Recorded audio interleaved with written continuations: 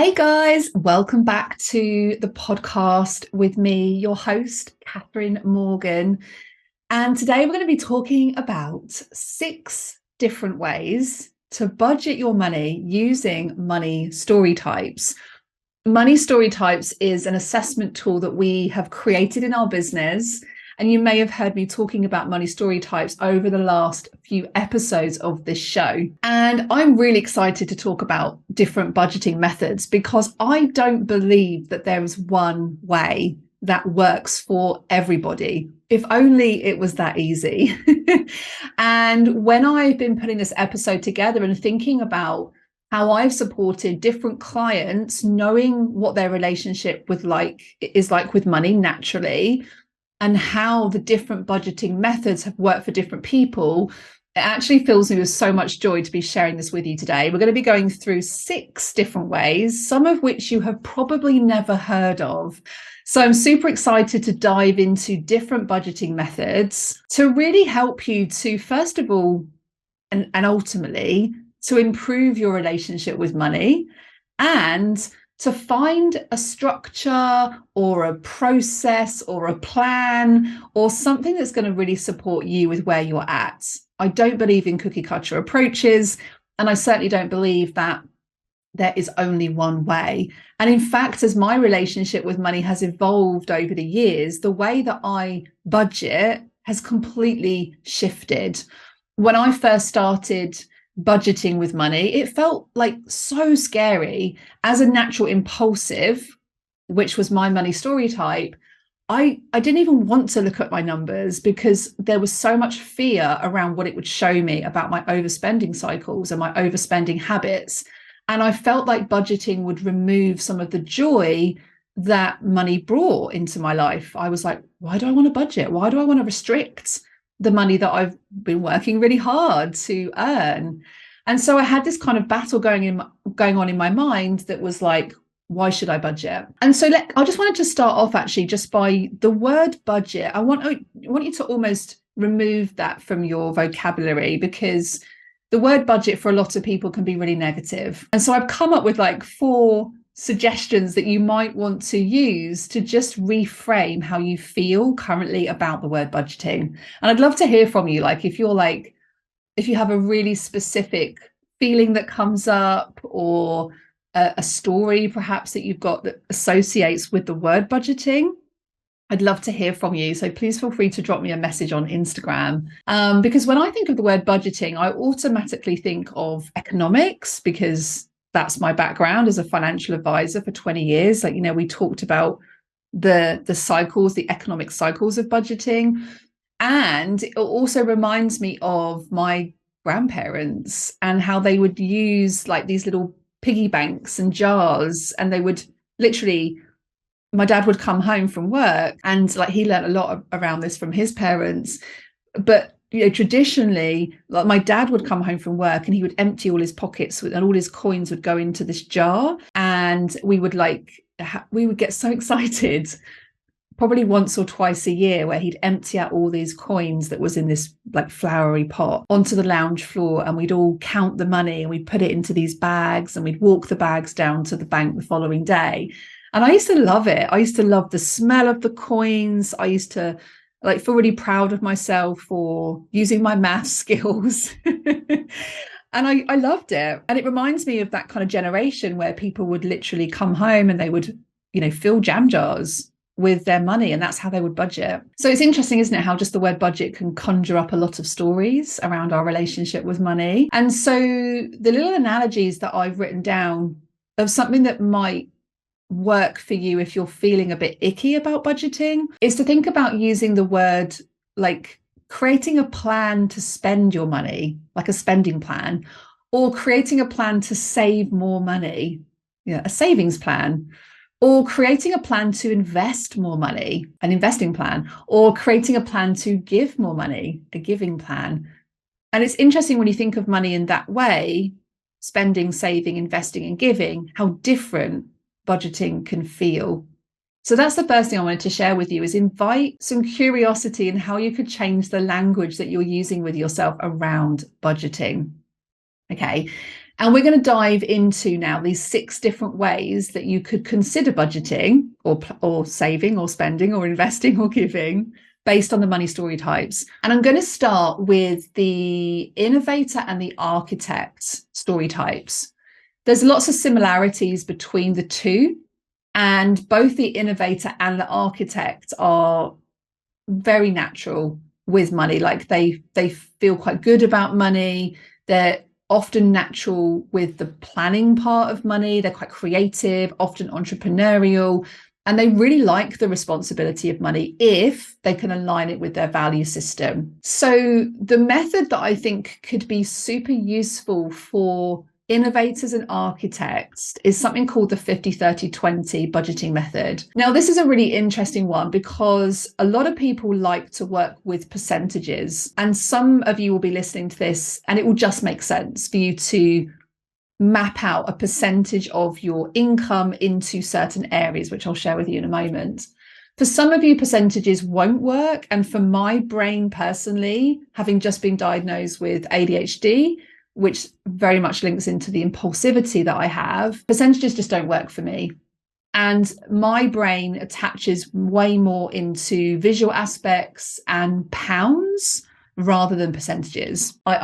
My brain just doesn't know how to calculate percentages. But the 50-30-20 budgeting method is a really interesting one because it's really simple. And the rule states that you should basically spend up to 50% of your after-tax income on your needs and your obligations. So these are your must-haves. So this would be things like food, like shelter, so whether that's your rental payment or your mortgage payment, it's things that you need to have. And your after-tax income, if you're employed, is how much physically hits your bank account after you've paid your taxes. And if you're self-employed, this will be the amount of money you're paying yourself into your bank account. So if you're a sole trader, in an ideal world, you'd be paying yourself a fixed amount, and then around 20% of that, if you're UK based, would go off into a separate pot to pay tax. If you're a limited company, again, you would have a percentage of money that's saved to one side to pay for your tax within the business. But it's the amount of money that you're physically taking after all taxes have been accounted for. 50% of that is to go on your must-haves or your must-dos. And then the remaining 50% is then split into 2 categories.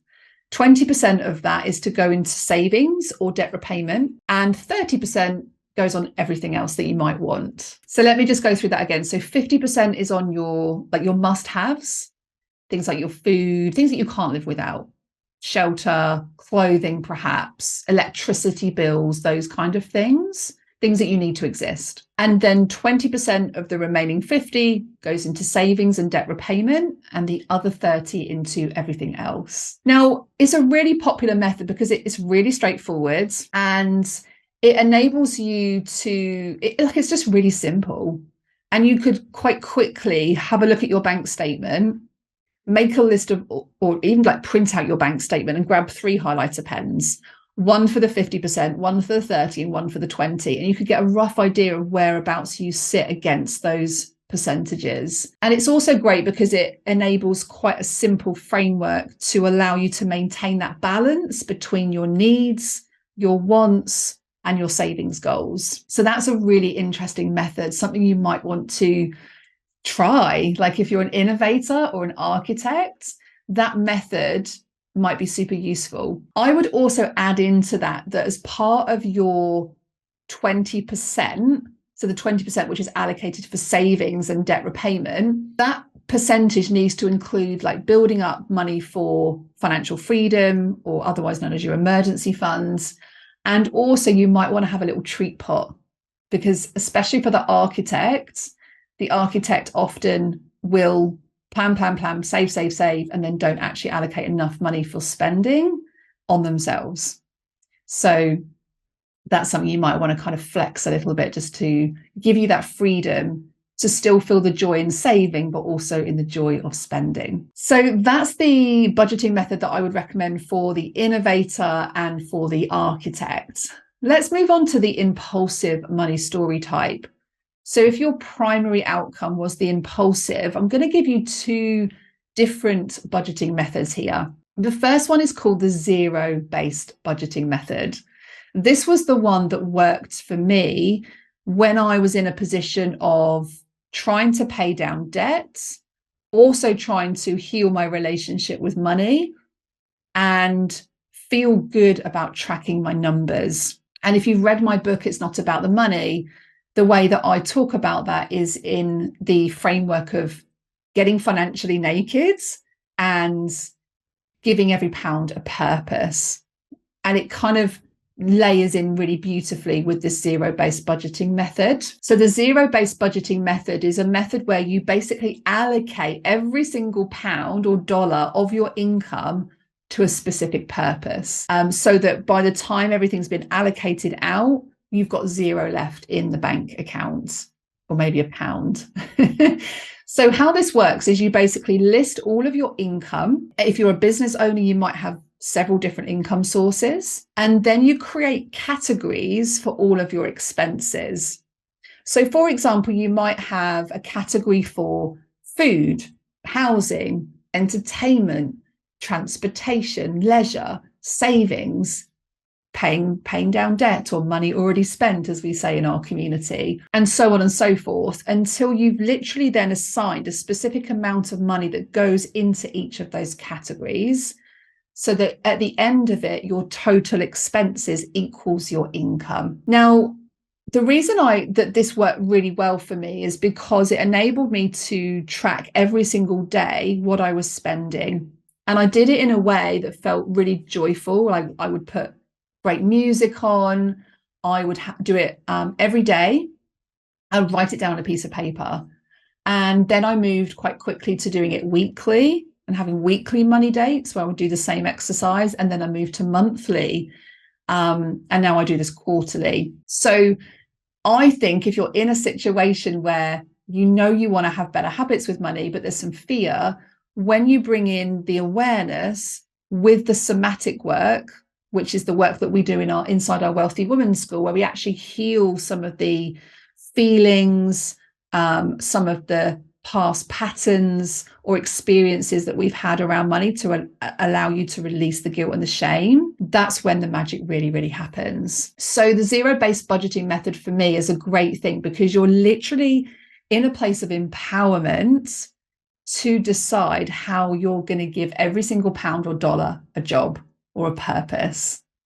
And as you track your spending, you'll be really surprised how quickly you can start to reallocate. So maybe if you find a couple of subscriptions that you're not using anymore, you can redirect that expense into an emergency fund, into a savings pot, so that maybe you feel like you're working towards having more money as opposed to just paying down debt, which can be quite negative. Like it can feel draining when your whole energy just feels like you're not getting anywhere if you're in a situation where you've got overdrafts or credit cards. So I really love the zero-based budgeting method, and it's a really active way to track spending and prioritize what is important for you based on your current financial situation. The other budgeting method, which is similar but has a very different angle, and you may not have come across this one before, is called the reverse budgeting method. Now, the reverse budgeting method is also known as the pay yourself last method, and it basically flips the traditional budgeting process on its head. So I want you to imagine you've got a coin and you're just flipping that over and looking at it from a different perspective. So instead of allocating expenses first, you actually prioritize savings and investments. So here's how it works. The first thing that you do, step number one, is you determine what your savings or investment goals might look like.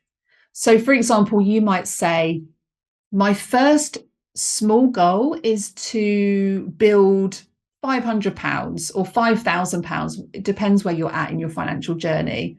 But let's say £500 or $500, that's your first target. What you do is automatically you transfer a proportion of your income towards that savings goal. And you would do that by arranging an automatic transfer through a standing order from your bank account into that savings pot. And then step 2 is you use whatever's left for your expenses. So after allocating money towards the savings goal, you allocate the rest for your living expenses, bills, discretionary spending. And then you adjust your lifestyle in accordance with what you need to adjust it to meet that savings goal. Now, I really love this because it prioritizes savings. So you pay yourself last after savings. It almost prioritizes your future self, which for the impulsive money story type is hard. Like naturally we do things in the moment. Everything's about enjoyment today. And so our future self gets a little bit neglected. So I really like the reverse budgeting method because it prioritizes and automates future self, future savings. And actually psychologically, when you can start to see savings building up, it can help you to really root your financial goals and the way that you feel about money into something really positive. And for me, I remember when I started to see savings growing, suddenly I was way more motivated to make more money and keep hold of more money than I was when I had no savings, because then everything was just about being like money being taken away, money being paid to credit cards and overdrafts. And it really fueled that lack of sense of self-worth. So I really like the reverse budgeting method. And that may be one that you want to consider, even if it's just a small amount of money. Like it doesn't have to be a significant amount. I actually think start small. When you reach that first financial goal, let's say it was £500, how motivated are you going to feel to work on the next savings goal and then work on the next savings goal? And so I'm not a big believer in necessarily paying down all your debt first before you start saving. I'm a big believer in start savings now, build some momentum, and pay down debt at the same time. Because I just think psychologically, there's something really special about feeling like you're moving forward rather than feeling stuck. So that's the second budgeting method there for the impulsive money story type. Let's move on then to the enabler. And the enabler, like this budgeting method will work for all of you, but the enabler specifically, because the enabler's biggest challenge is about focusing on prioritizing their own needs, like rather than for other people. So the budgeting method that I want to share for you enablers is the values-based budgeting method. Now, the value-based budgeting method essentially focuses on aligning your spending with your personal values and your priorities. And here's how this one works. So the first step is to identify your core values. What is it that really matters to you in life? Some of you may have heard me talk about your North Star. What is it that makes you mad? What is it that makes you feel joyful? And often there are key words or phrases like joy, abundance, growth, connection, collaboration, freedom. You can argue is not necessarily a value, but it's important to a lot of people. What are those core values that really, really matter to you in your life? And this might be things around health. It might be like flow. It might be like choices. It might, it's often normally a feeling. So it might be empowerment. It might be something around education or travel or giving back to other people, especially for the enabler. It might be more around personal growth. And what we essentially do is we take each of the financial values and we create value-based categories. So we determine how important you want to allocate to each category. So for example, you might assign a higher percentage or a higher amount of money towards health because maybe health is a key priority for you. I know for me, for example, my lifestyle part is allocated like almost 90% towards health, because I know that when I'm healthy and when I have, when my brain is functioning at its full capacity, when I've got spaciousness, when I feel not overwhelmed, which is some of the things that happen when I work too hard, that I don't show up as the best version of myself. So health is a top priority for me. I invest a lot of money in working with brain doctors. I'm working with a functional medicine doctor at the moment. I've been working with a naturopath.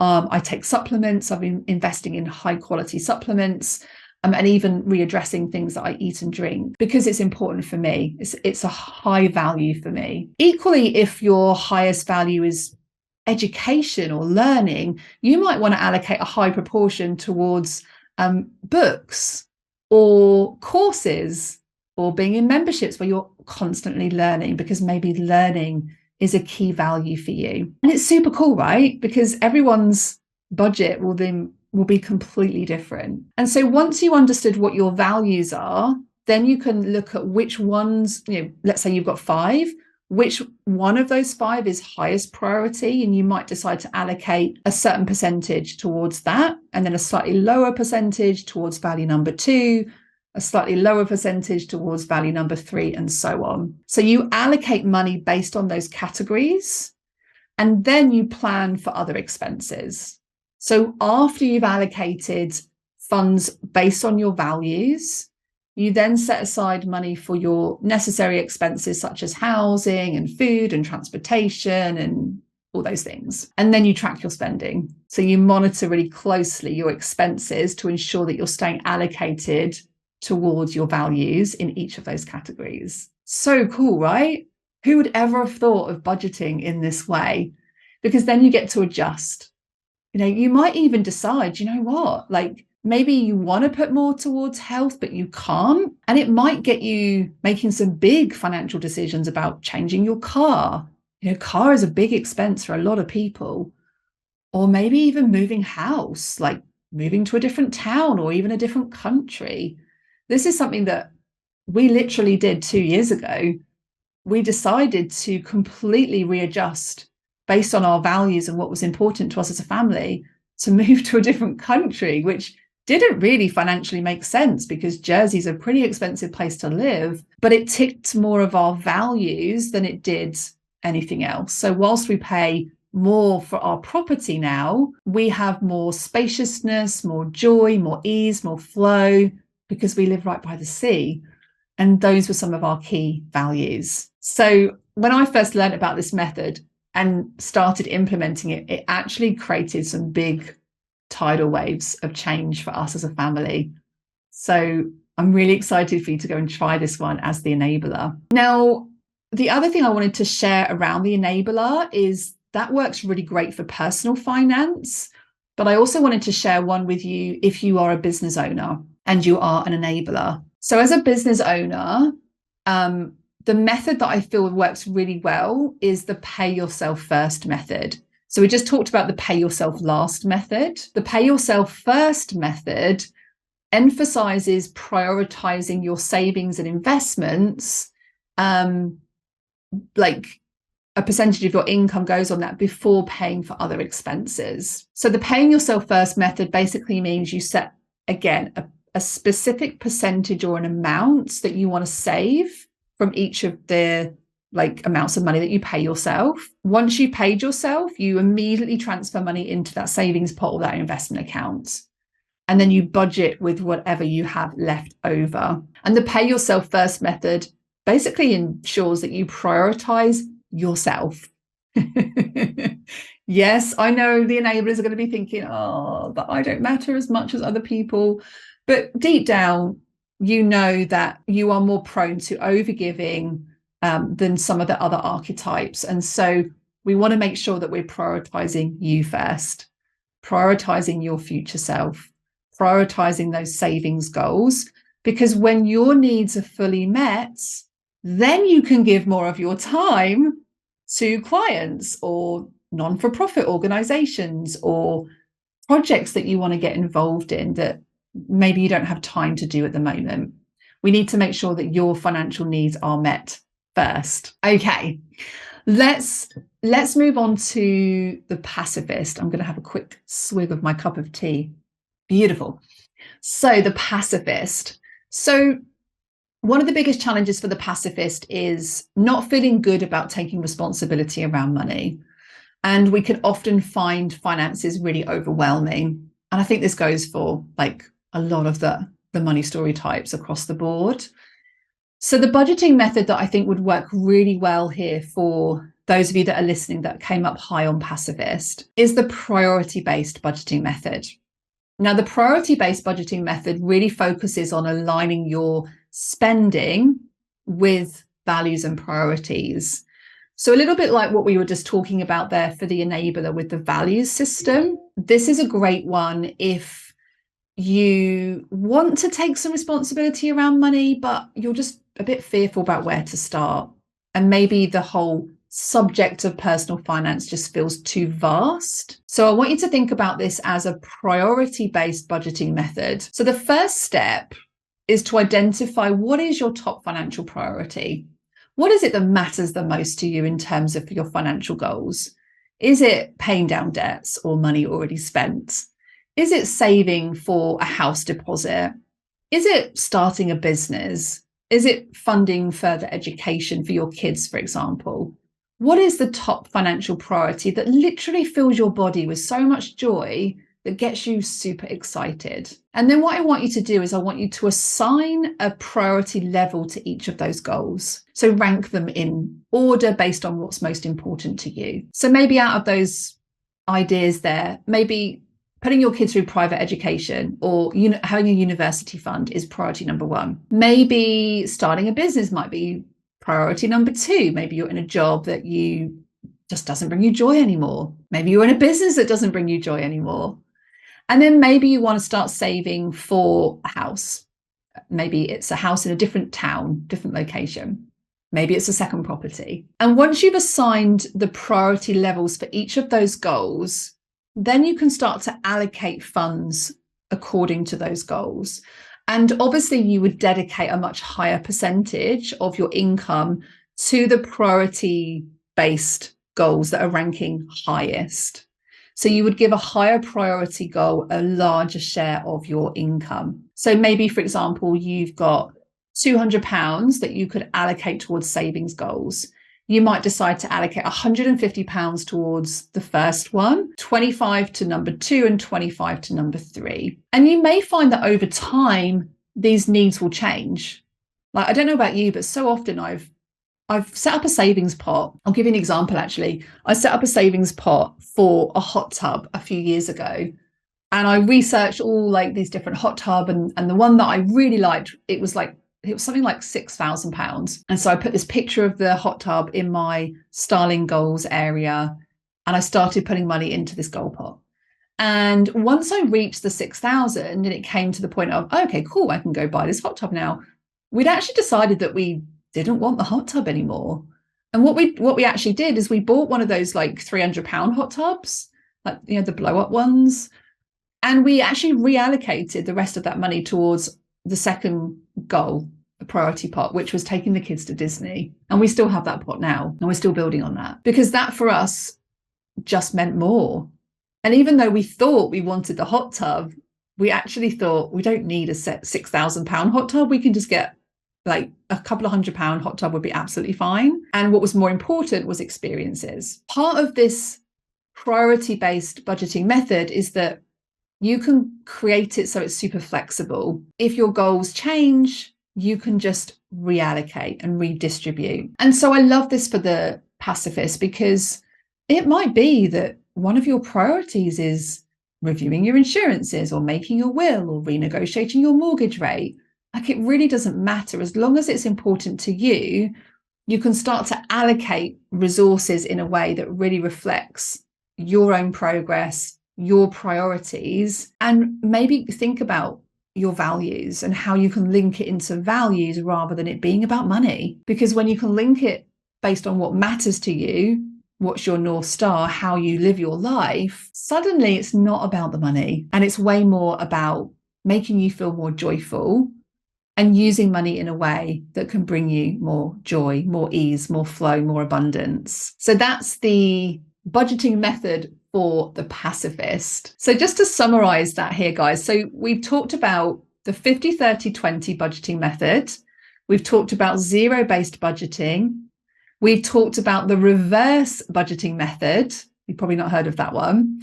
The value-based budgeting method, pay yourself first and the priority-based budgeting methods. So there's 6 different budgeting methods in there for you to go and explore, try, test, see what happens. I'd love to hear back from you if one of those feels really joyful for you.